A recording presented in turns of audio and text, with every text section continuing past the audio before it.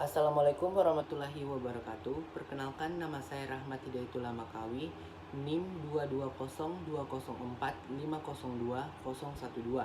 Dalam video kali ini saya bakal melakukan ujian akhir semester untuk mata kuliah Bahasa Indonesia, yaitu berpidato dengan judul Cinta Bahasa Indonesia. Assalamualaikum warahmatullahi wabarakatuh. Yang terhormat Bapak Irwansyah Suwahyo, SPDI MPD, selaku dosen mata kuliah Bahasa Indonesia, dan teman-teman yang saya banggakan.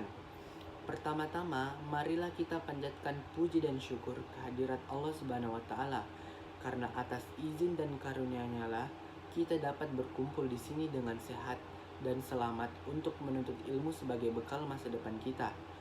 Teman-teman, hari ini saya menyampaikan sebuah tema pentingnya ilmu bagi pribadi dan negara sebagai wujud patriotisme.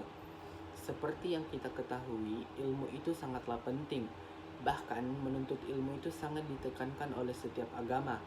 Seperti bagi agama Islam, sabda Nabi yang berbunyi, "Tuntutlah ilmu dari lahir hingga ke liang lahat." Ini membuktikan bahwa ilmu itu sangatlah penting dan pastinya berguna, karena dengan ilmu pengetahuan yang kita miliki bisa mengantarkan kita ke dalam kesuksesan. Tapi bukan hanya ilmu semata yang mengantarkan kita kepada kesuksesan tersebut, tetapi juga dengan perilaku moral kita yang baik dan kerja keras. Selain itu juga, ilmu sangatlah penting bagi bangsa, karena dengan semakin banyaknya orang-orang yang unggul dalam ilmu pengetahuan, maka negara tersebut dapat menciptakan apa saja yang bahkan menurut kita mustahil, walaupun dengan sumber daya alam yang sedikit. Dengan demikian, maka negara lain akan segan dengan kita dan tidak akan berani melecehkan bahkan mencuri budaya kita, karena mereka takut dengan kita yang bisa membuat apapun dengan ilmu pengetahuan. Contohnya, dapat kita saksikan sekarang ini bahwa negara maju adalah negara yang unggul dalam ilmu pengetahuannya, seperti negara Jepang, Amerika Serikat, Jerman, dan sebagainya.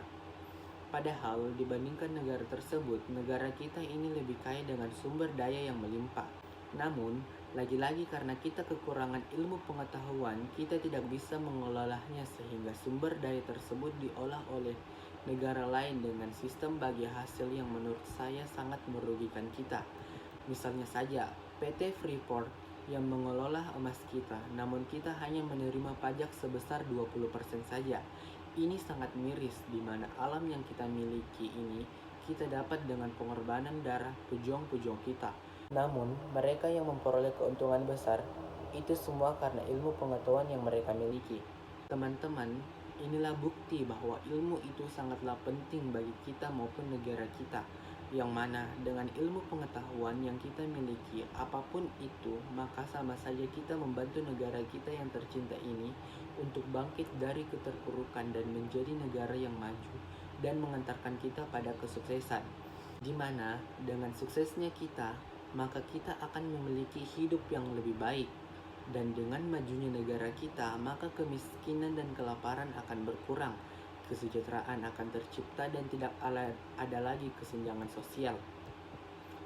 Oleh karena itu, marilah teman-teman semua kita berusaha menimba ilmu dengan sebaik-baiknya dan belajar dengan bersungguh-sungguh. Janganlah kita menyepelekan apa yang sekarang kita ingin lakukan. Yang berlalu biarlah menjadi pelajaran bagi kita semua, dan yang kita lakukan sekarang buatlah menjadi pijakan untuk masa depan yang lebih baik.